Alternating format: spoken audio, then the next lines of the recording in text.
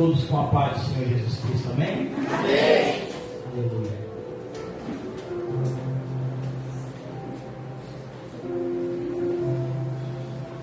Queria te convidar a abrir a Bíblia na carta de Paulo aos Filipos, carta aos Filipenses, capítulo de número 4, e o verso 1. Filipenses capítulo 4, versículo de número 1. Enquanto você procura aí,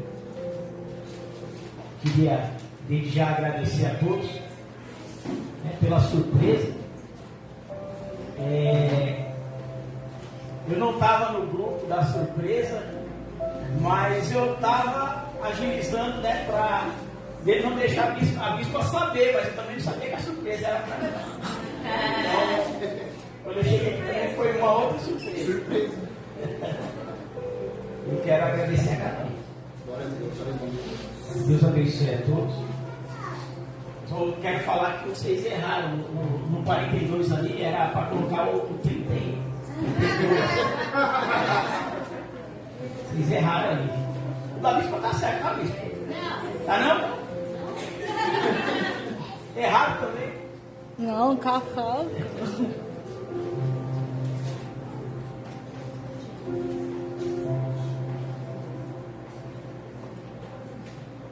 Depois vocês corrigem lá.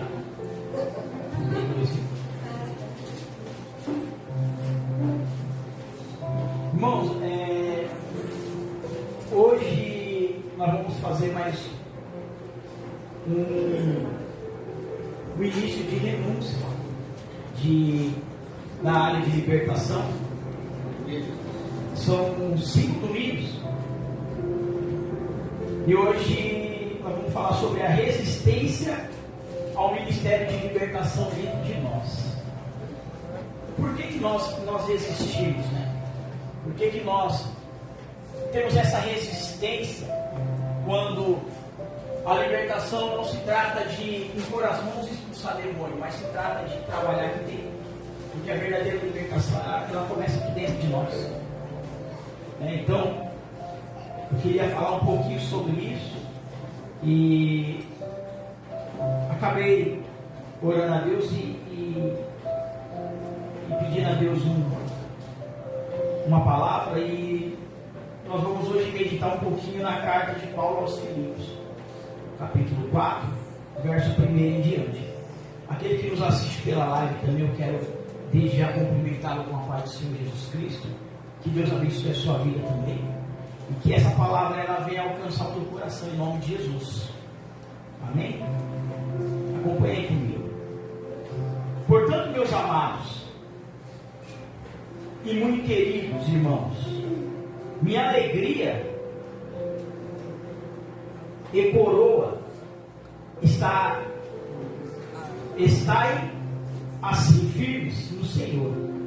Amados, rogo a Evódia e rogo a Sinti que sintam o mesmo no Senhor.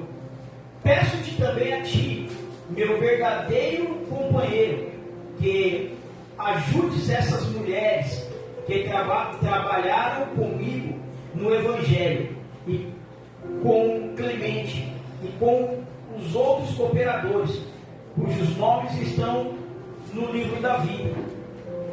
Regozijai-vos sempre no Senhor. Outra vez digo, regozijai-vos. Seja a vossa inquiedade notória a todos os homens, perto está o Senhor. Não estáis inquietos por coisa alguma, antes as vossas petições sejam em tudo conhecidas diante de Deus, pela oração e súplica, com ações de graças. E a paz de Deus, que excede todo entendimento, guardará o vosso coração e os vossos sentimentos em Cristo Jesus. Quanto ao mais, irmãos, tudo que que é verdadeiro, tudo que é honesto, tudo que é justo, tudo que é puro, tudo que é amável, tudo que é de boa fama, se há alguma virtude e se há algum louvor nisso, pensai. O que também aprendestes e recebestes e ouvistes e vistes em mim, isso fazei, e o Deus de paz será convosco. Só bem. Glória a Deus. Eu queria que neste momento você aplaudisse ao Senhor por essa palavra, em nome de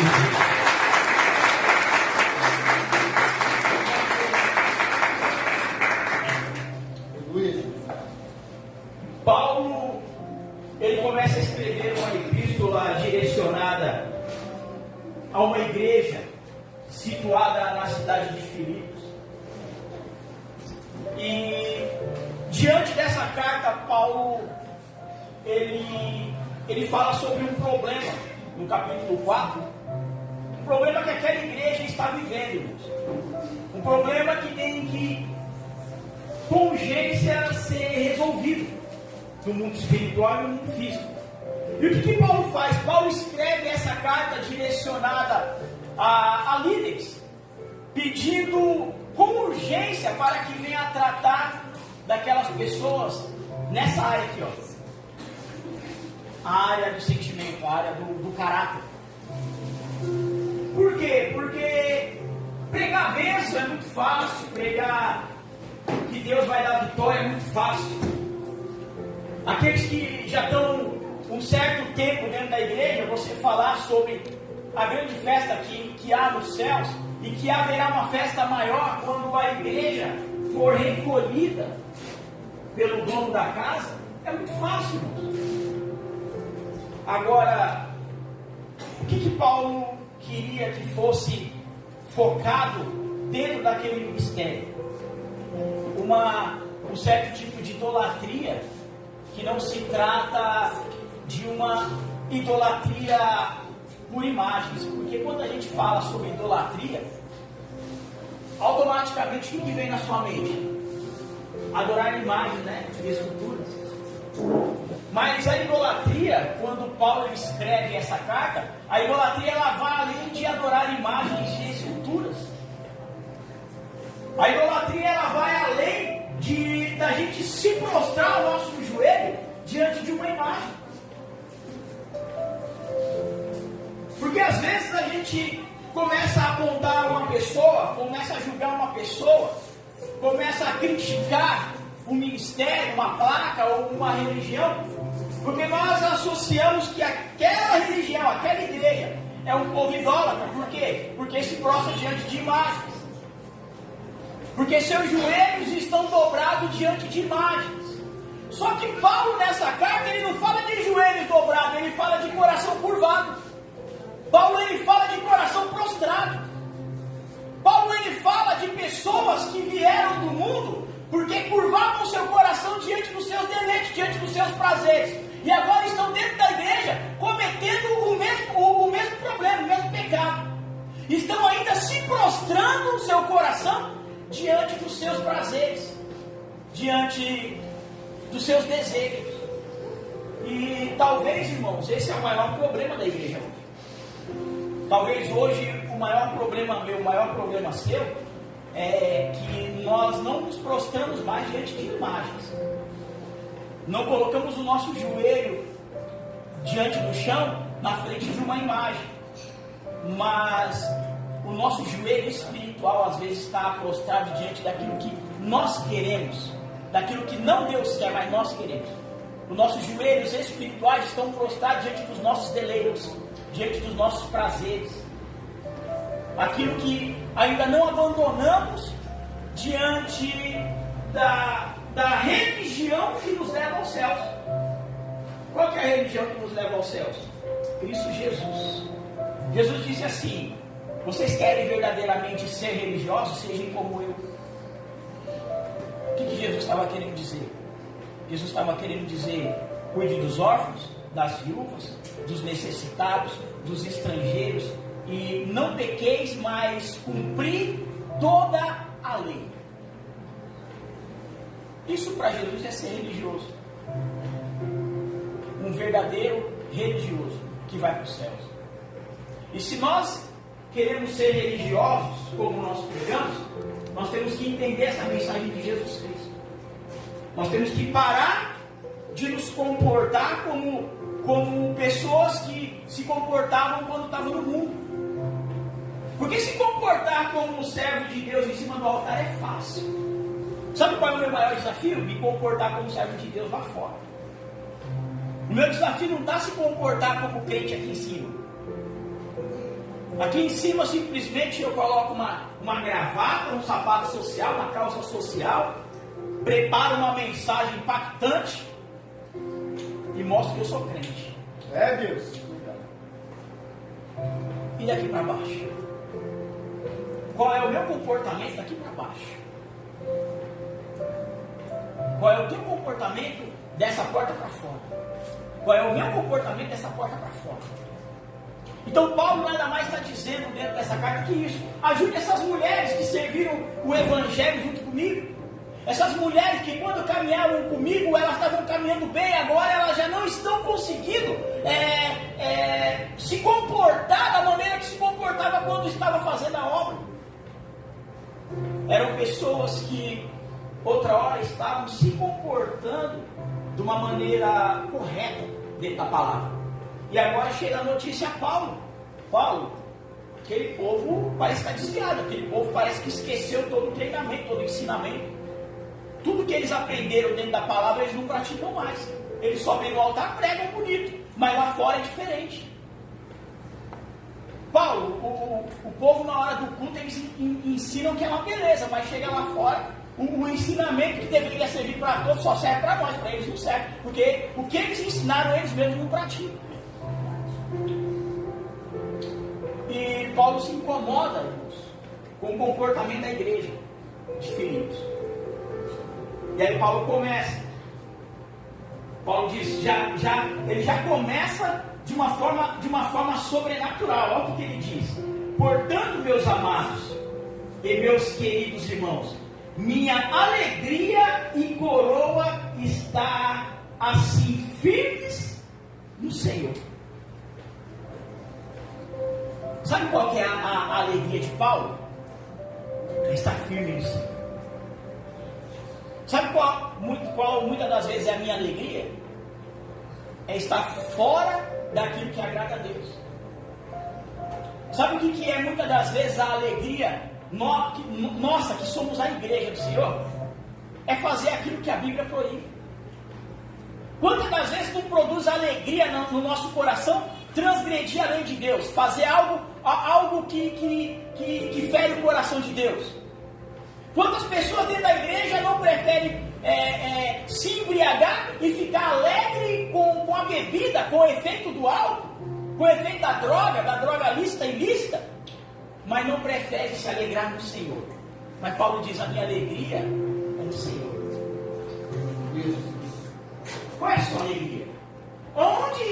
Aonde o seu coração se alegra? Você não precisa de se levantar e falar, não. Esse é o momento entre você e Deus. Seja verdadeiro com Ele, porque Deus quer nos libertar hoje, para que a nossa alegria seja a mesma alegria que Paulo sentia no Senhor. E quantas das vezes a gente sabe que aquilo ali não é o querer de Deus para nossas vidas, a vontade de Deus para nossas vidas, mas nós fazemos porque alegra o nosso coração, porque alegra o nosso eu, porque satisfaz a nossa carne. E quando satisfaz a nossa carne, nos alegra. Quando satisfaz a nossa vontade, traz alegria momentânea para nós. Mas Paulo já inicia assim: vocês estão se alegrando com coisas que vão te entristecer na eternidade. Tem coisas que te alegram hoje, mas vão te trazer tristeza pela eternidade. Tem coisas que hoje alegram o teu coração. Tem coisas que a tua carne faz com que você busque para trazer alegria momentânea. mas as consequências na eternidade vão ser de rangidos de dente e de muito choro. Paulo só queria nos alertar como crente, que nós estamos indo por um caminho errado, por um caminho, se nós não despertarmos, é um caminho sem volta. É um caminho que, graças a Deus, nós conseguimos reverter, e hoje nós estamos na casa do Senhor, mas precisamos de melhorar. Precisamos de nos arrumar. Sabe por quê? Os acontecimentos, Jesus está voltando. E se nós estivermos desapercebidos diante dos mandamentos, estatutos e leis do Senhor, nós não seremos vistos como a igreja de Cristo. Infelizmente nós iremos ficar. E aqueles que estão buscando um posicionamento, eles serão recolhidos de uma forma sobrenatural. Paulo disse o seguinte, no verso 5: seja a vossa inquiedade, ou seja a vossa retidão, né? Seja a vossa retidão notória a todos os homens, perto está o Senhor. Seja a nossa retidão notória a todos os homens. Sabe o que ele quer dizer com isso? Tem gente que fala assim, não, eu estou certo, e Deus está vendo. Não, irmãos, Paulo disse que os homens também têm que ver a sua retidão. Você tem que ser testemunho. Eu e você temos que ser testemunho. O que nós fazemos lá fora, nós temos que dar bom exemplo, nós temos que dar bom testemunho lá fora. Não é só dar bom testemunho na igreja. Lá fora nós temos que dar bom testemunho. O nosso comportamento dentro da nossa casa tem que ser testemunho. O nosso comportamento na vizinhança tem que ser um bom testemunho. O nosso comportamento dentro da empresa tem que ser um bom testemunho. As pessoas, os homens, têm que testemunhar o seu comportamento. Os homens têm que testemunhar o meu comportamento. As pessoas têm que olhar para mim, para você e falar assim, eu queria ser assim. Eu não encontro força, eu não sei como você se comporta desse jeito, mas você é diferente. E é onde você vai falar, eu também era atribulado que nem você. Eu também era bagunceiro que nem você. Eu era um beberrão, eu era um drogado que nem você. Eu era um mentiroso, eu era um manipulador que nem você. Sabe o que me fez ter esse tipo de comportamento aqui? Jesus Cristo, Ele transformou meu caráter. E quando você começar a falar que tem alguém que consegue mudar o comportamento, você já ganhou aquela pessoa para Cristo. Ainda que ela não venha com você para a igreja, porque aquilo ali vai mexer na mente dela. Porque ninguém quer ter um comportamento esquisito, ninguém quer ter um comportamento ridículo, ninguém quer ter um comportamento que escandalize, irmãos. Ou você gosta de ser visto como um palhaço na frente de todo mundo, como bobo da corte, como alguém que está sendo manipulado pelo sistema? Você gosta? Ninguém gosta. E você já viu quando você ficava bêbado no bar? Alguém já fez um vídeo e te mostrou no outro dia? É feio, não é? Ser drogado, caindo no meio da rua, as calças arriadas até o joelho, os cachorros lambendo sua boca. Aí você fala assim, meu Deus, o diabo me fez de palhaço. Não é assim? Você começa a olhar o vídeo e você fala, não acredito que eu fiz isso. Eu não acredito que esse é o meu comportamento. E aí você se revolta com você mesmo, né? Por você se dedicar ao ridículo. E você fala, o meu Cristo, ele tenta me tirar do ridículo. mas a todo momento eu me exponho ao ridículo. Não é assim? É ou não é? Dessa forma. Quando você começa a ver, você fala assim: não acredito que esse sou eu. Você fica 1 mês, 2 meses sem sair na rua com vergonha. Sabe por quê? Você descobre que o diabo não está querendo te matar, roubar e te destruir primeiro. Primeiro ele quer fazer você de palhaço na frente de todos os homens. E ao invés de você dar o testemunho que Paulo falou, que você tem que dar um bom testemunho diante dos homens, você está fazendo papel de palhaço na frente dos homens. É onde você se esconde. No outro dia, você fica 1 semana, 2 semanas sem sair na rua. Não é porque você está de ressaca. Não é porque você está com medo do diabo. É porque você descobre que você fez papel de palhaço na frente de todo mundo. E ó, não ganhou nada para isso, é de graça. Você vai no circo, os palhaços saem tudo pago.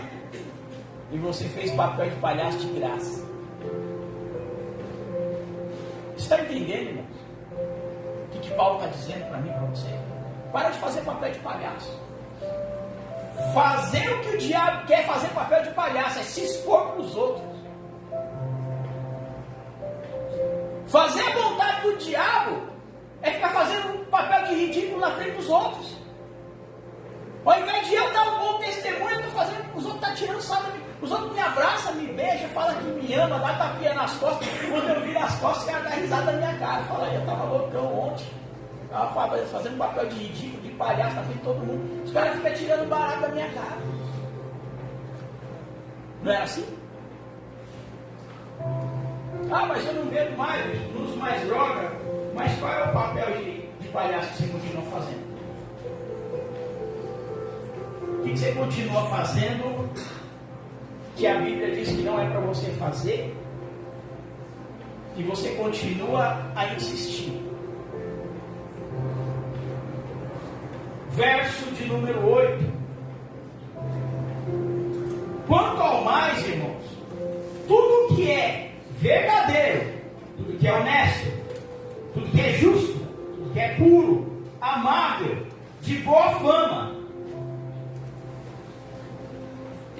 se alguma virtude, e se há algum louvor, nisso pensai. Olha a finalização maravilhosa que Paulo diz. Ele não diz nem praticar. Ele diz nisso pensai. O que Paulo quer dizer? Que todo o nosso comportamento fora da palavra, antes de nós praticarmos, veio aqui, ó, no nosso pensamento. Então Paulo está dizendo, ó, tudo que é verdadeiro, comece a trabalhar em pensamento antes de ser verdadeiro. Para você não ser falso com ninguém, para você não ser falso com você mesmo, para você não ser falso com o seu cônjuge, para você não agir com falsidade com as coisas de Deus. Comece a pensar em praticar a verdade, em ser verdadeiro com todo mundo. Não tente ser verdadeiro sem antes pensar. Já começa a trabalhar na sua mente. Eu vou ser verdadeiro. Eu vou trabalhar com a verdade. Eu vou abandonar a manipulação. Eu vou abandonar a mentira. Eu vou abandonar o engano. Eu vou parar de me enganar. Eu vou parar de enganar os outros. Eu vou parar de fingir que eu engano a Deus. Eu vou começar a pensar. Eu já vou levantar de manhã, já. A partir de hoje, eu vou trabalhar com a verdade. A partir de hoje, a mentira não faz mais parte da minha vida. Nisso pensar. Ele disse que nós devemos também pensar em tudo que é honesto. Você é honesto? Você é honesto? Hã? Silêncio.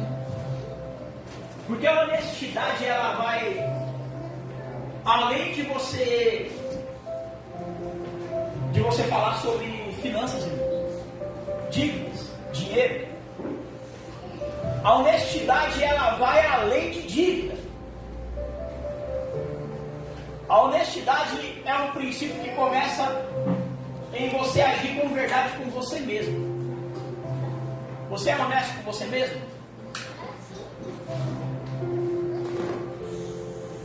Você tem agido com honestidade no teu casamento? Você tem agido com honestidade dentro do teu chamado ministerial? Você tem agido com honestidade dentro da tua parentela? Lá onde você trabalha, você é honesto? Porque para mim, aquele que pega uma caneta sem permissão é ladrão. Presta essa caneta aqui, por favor. De quem é essa caneta aqui, irmãos? Da igreja. De quem? Da igreja. É de quem? Da igreja. Se eu colocar dentro da minha Bíblia, que é a palavra de Deus, e se Deus é dono da igreja, Deus é dono da palavra também, e eu decidi levar essa caneta para minha casa. Mas eu sou a igreja, não sou? Sou a igreja ou não sou? Hã? Então, se a caneta é da igreja, eu sou a igreja, eu posso levar a caneta para minha casa, não posso? Não. Por que não? Não sou a igreja? A caneta é de quem, irmão? Da igreja. E eu sou quem? Mas a caneta não é sua. Mas eu não sou a igreja?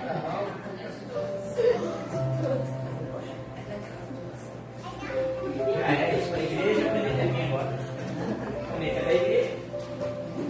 E o nosso comportamento dentro da igreja é como de ladrão. Sabe por quê?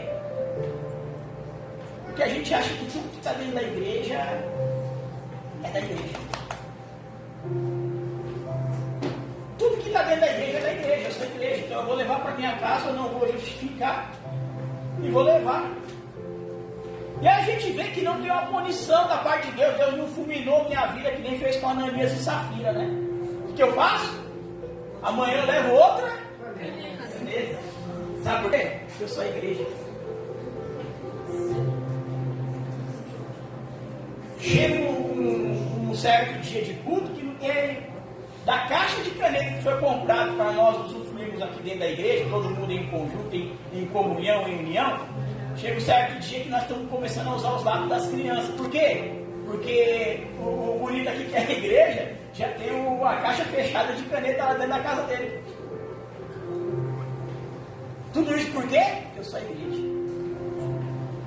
Está entendendo?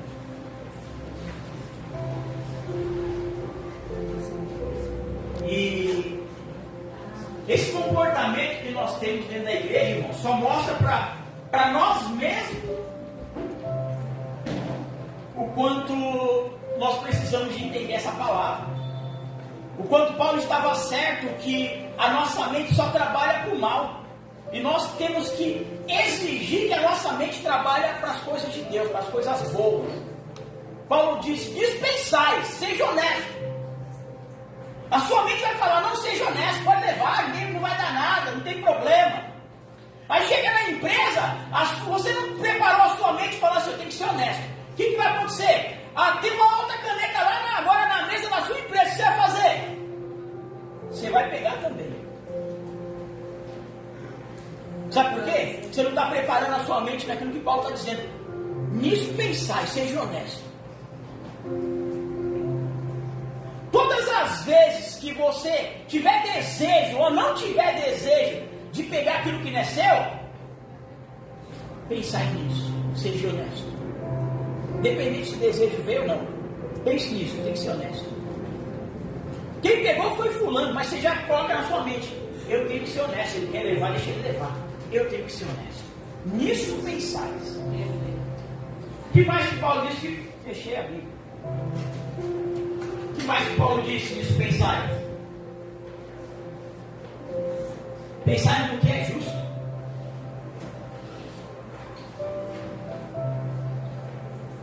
Flávio me prejudicou. Pensando que eu esqueci.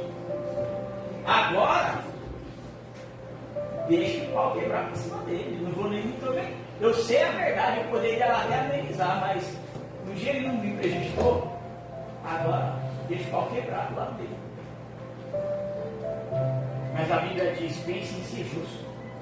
Pode ser, ó, seja justo, dispensais. Quando o Flávio, independente se ele errou comigo ou não, ele estiver passando por uma situação e eu posso interferir e agir com justiça ao favor do meu irmão, independente se ele me prejudicou ou não, seja justo, dispensáveis. Você vai falar, independente se ele me prejudicou ou não, eu vou ser justo, eu vou lá. Eu vou ser diferente do que ele fez comigo. Eu não posso ser como José fez com seus irmãos. Quando os irmãos de José chegou diante dele para comprar alimento na época de fome, o que José fez? José forjou o saco de alimento deles. Colocou eles presos. Ficou oprimindo todo mundo. Sabe por quê? Porque ele queria vingança. Porque ele queria que os irmãos passassem na pele o que eles fizeram ele passar. E você? Você também quer que seu irmão passe na pele que você passou por um erro dele, por uma falha dele, por um desejo egoísta dele? Ou você vai ser justo e fazer diferente, ser diferente com seus irmãos? Porque enquanto você tem esse comportamento, isso só mostra que você tem mágoa no teu coração. Que você não quer ser liberto. Você está dentro da igreja, mas você não quer ser liberto dessa mágoa. Você não quer ser liberto desse sentimento egoísta.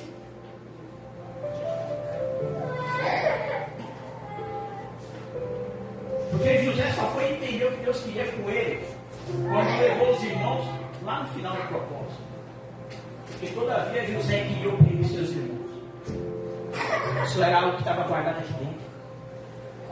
O sentimento que estava guardado aqui dentro tinha que ser trabalhado em José.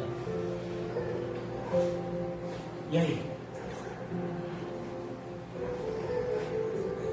Você vai deixar Deus agir com libertação aqui dentro ou não? Deus quer nos libertar aqui dentro hoje. Para nós entendermos o que é o Evangelho, o que é libertação, nós temos que estar com o coração aberto, voltado ao perdão, voltado ao amor, voltado a perdoar. Porque não existe libertação com o coração fechado, com o coração revoltado, com o coração cheio de ódio. E seja puro em tudo também, né?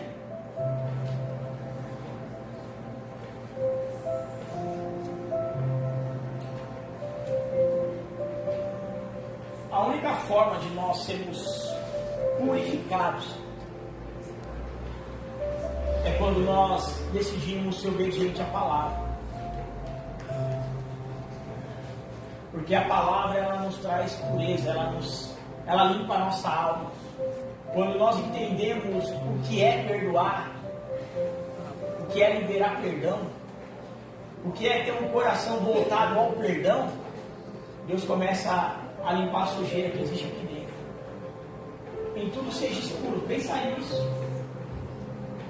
Quer ser puro aqui dentro? Quer ser limpo aqui dentro? Pensa nisso primeiro. Antes de falar eu quero. Paulo diz, pensa nisso. Pensa no que é ser puro aqui dentro. Pensa se vale a pena liberar o perdão ou continuar do jeito que está aí dentro.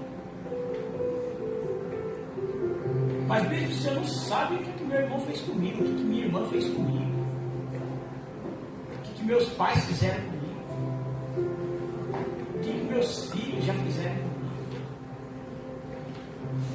Eu não consigo perdoar. Antes de você tentar perdoar, pensar nisso. Tem que pensar nisso. O irmão da igreja, eu tenho que perdoar aquele irmão que lá não é crente. Antes de você querer perdoar ou tentar perdoar, pensar nisso. E às vezes a pessoa que te feriu, que te fez mal, não está nem lembrando o que ela fez com você. Mas você dorme com esse problema todos os dias. Isso não está matando ele, isso está matando você.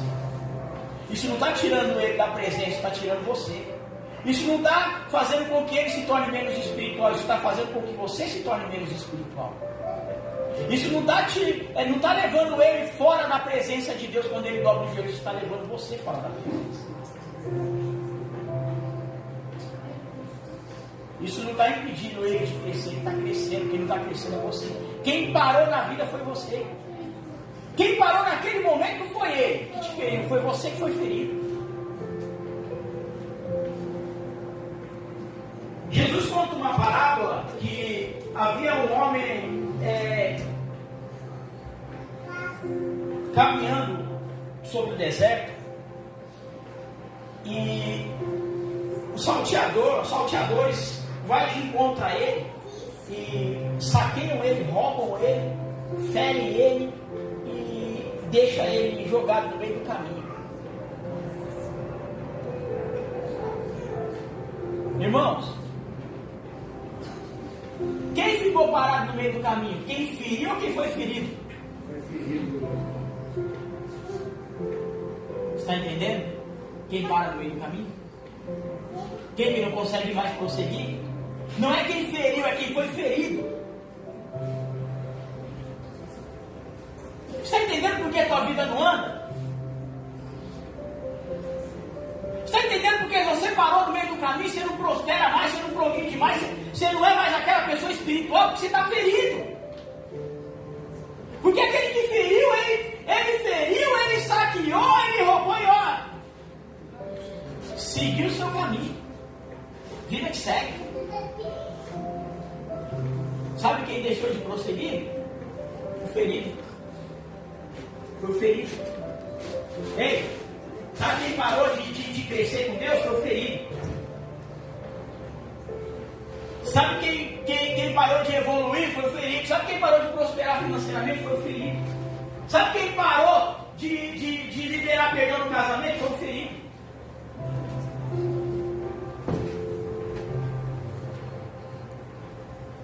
Sabe quem não consegue mais receber amor? O ferido.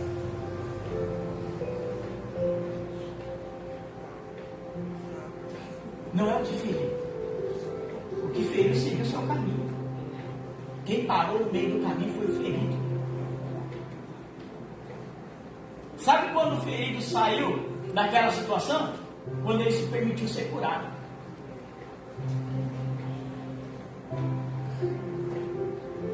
Sabe quando ele voltou a seguir o caminho? Quando passou alguém, levantou ele e falou assim: deixa eu curar suas feridas, deixa eu te ajudar.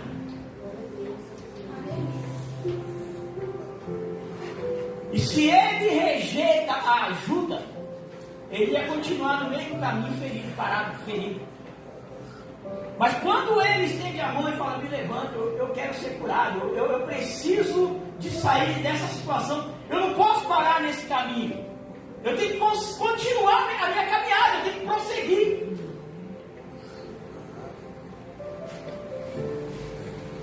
O bom samaritano levanta ele, joga ele no ombro, joga ele em cima do seu cavalo e leva ele aos cuidados de alguém que pode curar. Você quer ser curado? Você quer parar de andar ferido? Parar de andar não, nem anda, né? Fica parado, quem está ferido está parado. Parou a vida ali, ó, naquela situação. Porque as feridas não te permitem mais caminhar. E libertação para nós é isso, irmãos. Libertação para nós é isso. É nós aceitarmos sermos curados diante de tantas feridas que nós sofremos no dia a dia. Para nós já finalizar, abre a sua Bíblia no livro de Tiago. Eu quero te mostrar algo, capítulo 4.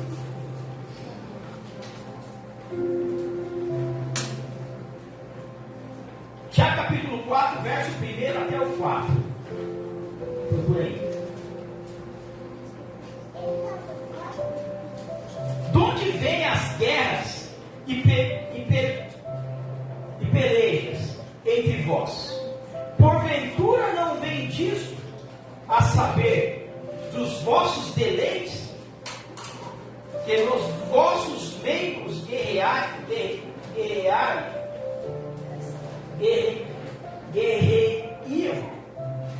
cobiçais e nada tendes, sois invejosos e cobiçais e não podeis alcançar,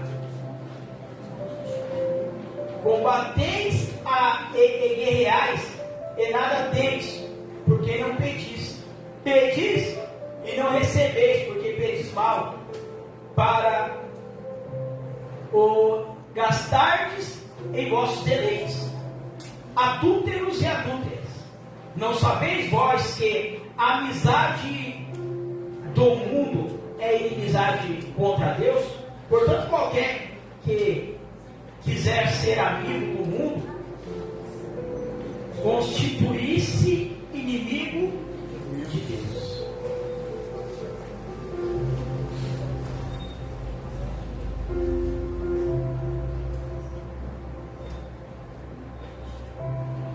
Vede e vê as guerras e pelejas entre vós. Porventura não vem disto a saber dos vossos deleites? Sabe o que Tiago está querendo dizer? Que a nossa maior guerra não é contra Satanás. A maior guerra não é contra o sistema. A maior guerra não é nas regiões celestiais. A nossa maior guerra é contra os nossos deleites, nossos prazeres, os desejos da nossa carne, aquilo que está no nosso coração. Essa é a maior guerra que você tem.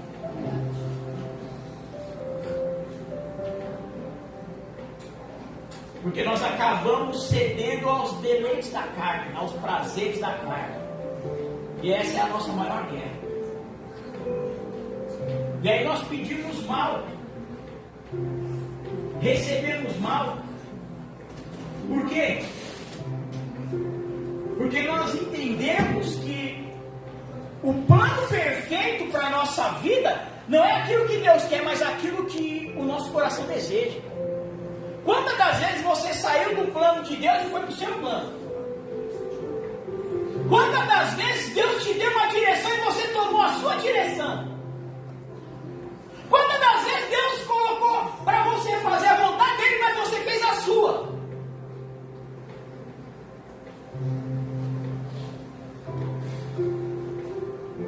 Sabe o que Tiago está dizendo? Que você quer traçar um plano perfeito para você. Porque você não acredita que o plano de Deus é o plano perfeito para a tua vida. Quando você tem uma direção dada por Deus e você toma outro rumo, você está dizendo para Deus: o teu plano não é bom para mim. O teu plano não é perfeito para mim. Eu tenho algo melhor para mim. E você se coloca diante de uma direção perfeita para você. E quantas das vezes você não tomou essa atitude? Quantas das vezes você não decidiu por você mesmo fazer a tua vontade, não a vontade de Deus?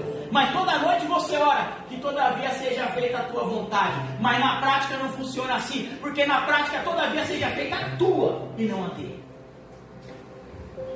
Quantas das vezes com palavra você diz para ele que tem que ser feita a vontade dele? Mas quantas das vezes você não se deleita na tua vontade? Dizendo para ele: aquela oração não valeu de nada, não teve valia nenhuma. Aquela oração que eu fiz só foi palavras bonitas para tentar te comover, Deus. Porque o meu coração ele está cheio da minha vontade, cheio dos meus projetos, dos meus propósitos, cheio do meu eu. Eu tenho algo a dizer para você nessa noite. Você quer que a tua oração surja efeito no mundo espiritual? Sim ou não? Sim. Então peça a Deus para o teu eu entrar em falência e permanecer o eu de Deus, o querer de Deus. Porque o querer de Deus é o plano perfeito para você e não o teu querer. Ou você acha que é fácil para mim também, só por causa de um cargo? Não, eu também sou um ser humano, eu também sou homem como você. Jesus vai até o Getsemane e ali ele clama. ali ele se abre para Deus, ali ele rasga o teu coração, dizendo da sua vontade. A sua vontade era o quê? Era ir até a cruz e ser morto na cruz? Era passar a madrugada todo dia sendo torturado? Claro que não. Mas ele decidiu seguir o plano de Deus. Ele decidiu seguir o plano perfeito. Ele sabia que não ia ser fácil fazer a vontade de Deus. Muitas das vezes, irmãos, fazer a vontade de Deus não é você receber o carro zero, a casa própria, a casa na praia, o carro importado. Muitas das vezes o plano de Deus, o plano perfeito de Deus é você ir até a cruz. É você se entregar àqueles que vão te oprimir, que vão te humilhar. Se engana aquele que entra dentro do Evangelho achando que o plano perfeito de Deus é um conto de fadas. Porque nós temos os mártires para mostrar dentro da palavra de Deus que todos foram perseguidos e mortos, torturados. Sabe por quê? Porque eles carregavam um nome que ia mudar a história do mundo. Se você tem esse plano com você de carregar o nome daquele que vai mudar a história desse mundo, se prepare para a perseguição, você vai ser perseguido mesmo. Misericórdia, glória a Deus por isso. Isso não é privilégio para todos, não. É só para os santos. É só para quem é escolhido. Tem gente que está sendo perseguido porque ele provocou a perseguição. Tem gente que fala assim,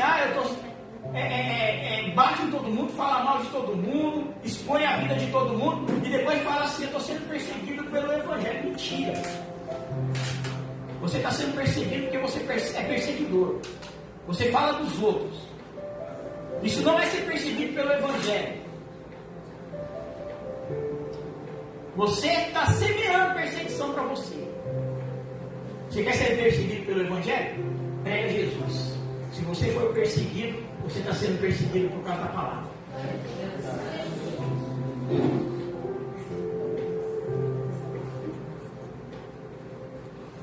E muitas das vezes a gente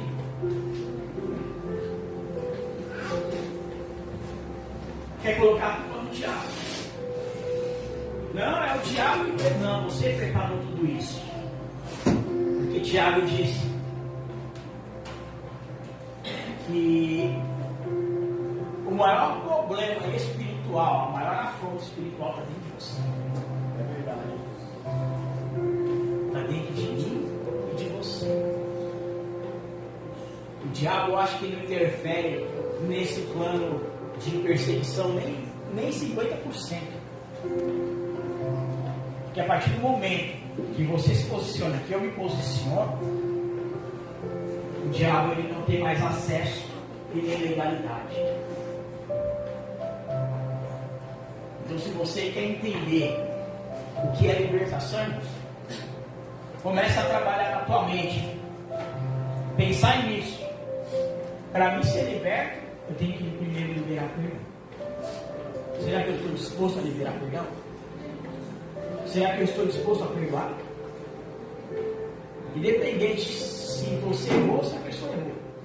Independente de quantos por cento fulano errou e quantos por cento você errou. Libertação começa no perdão.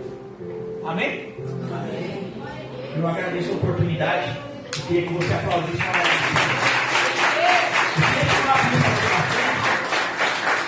Nós vamos estar fazendo uma oração, uma breve oração. Em cima dessa palavra, eu quero que você, neste momento, já se prepare para falar com Deus. Porque Deus tem grandes coisas para fazer através da libertação dentro do nosso coração, da nossa alma. Em nome de Jesus.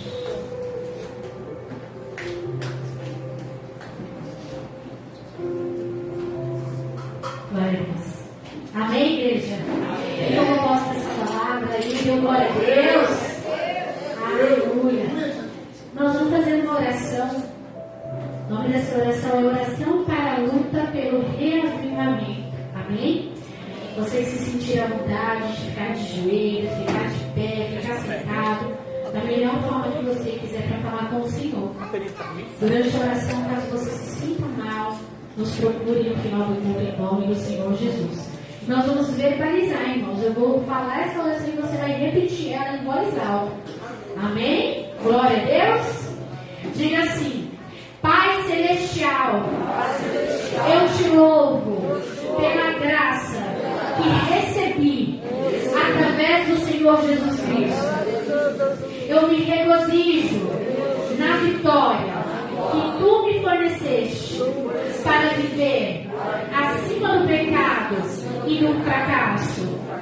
Eu me apresento diante de ti em confissão e para implorar a tua misericórdia sobre os meus próprios pecados, os pecados de outros crentes e os pecados de nossa nação.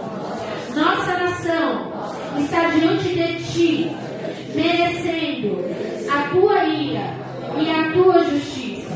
Eu confesso o pecado da mornidão, apatia e mundanismo da parte dos crentes. Eu reconheço diante de ti a perversidade de nossa sociedade e o seu merecimento de juízo. Eu me coloco em posição de confissão da horrível afronta feita a ti, que está representado pela epidemia das drogas, do alcoolismo, da podridão moral, no campo dos entretenimentos, o aumento do crime em nossa terra e a falta de caráter moral na liderança nacional. Eu peço perdão e misericórdia para os pecados religiosos, do liberalismo e do cristicismo, tão frequentemente áspero e amargo, e o espírito contencioso do fundamentalismo.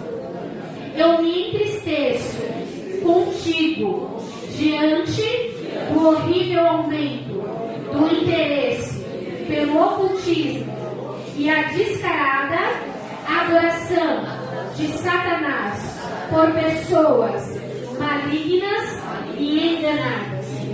Que tu não julgues essa nação com ira e fúria como fizeste com Sodoma, mas que a julgues com poderoso derramamento de convicção de pecado.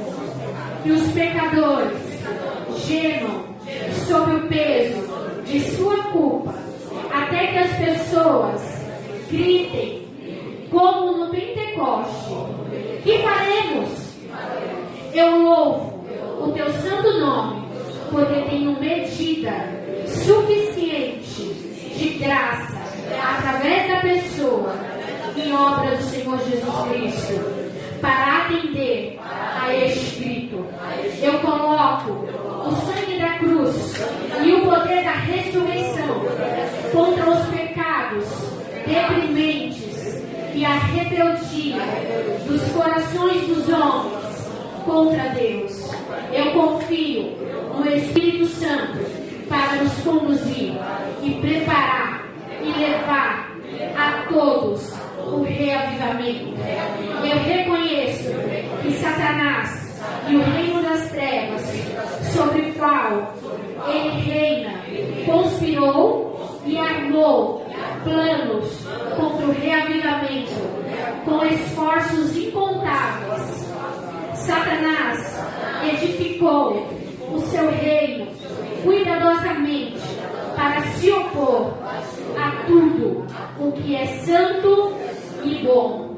No nome do Senhor Jesus Cristo, eu esmago e derrubo todas as fortalezas que Satanás levantou para atrapalhar o reavivamento.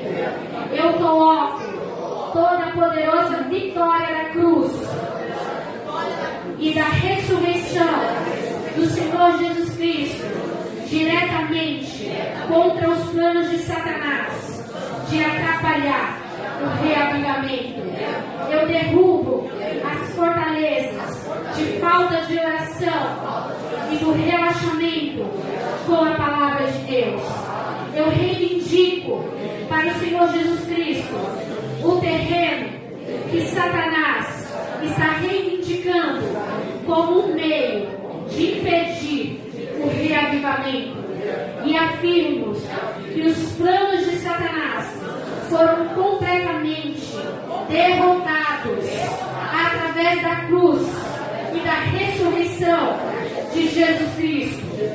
Eu derrubo todos os planos de Satanás de desviar o reavivamento quando ele vier.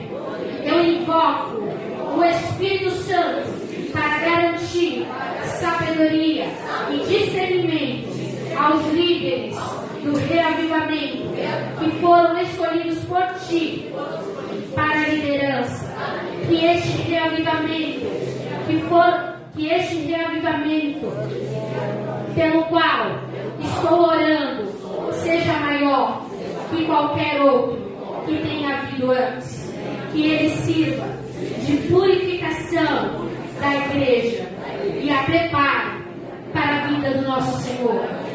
Que ele traga multidões de todo o mundo para dentro do aprisco. Querido Senhor Jesus Cristo, tu nos convidastes a vir e a comprar de ti aquilo de que precisamos para o reavivamento. Dá-nos o ouro purificado pelo fogo das provações, segundo o teu soberano poder. Dá-nos as vestes brancas de tua pureza, conforme tu vives tua vida em nós. Dá-nos, Senhor, colírio da tua unção, do Espírito Santo, para que vejamos a verdade espiritual, para que o retenhamos e apliquemos na prática. Eu abro a porta para o teu senhorio, querido Salvador. Eu te convido a entrar em mim pessoalmente e em tua igreja como uma nova visitação, para que sejas o soberano Senhor que és, e para que possamos todos ter comunhão contigo na profundidade do teu amor. Eu te peço que tudo isto e faço com louvor nos méritos e na dignidade do Senhor Jesus Cristo. Amém. Glória a Deus. Dê uma grande salva de palmas ao nosso Deus.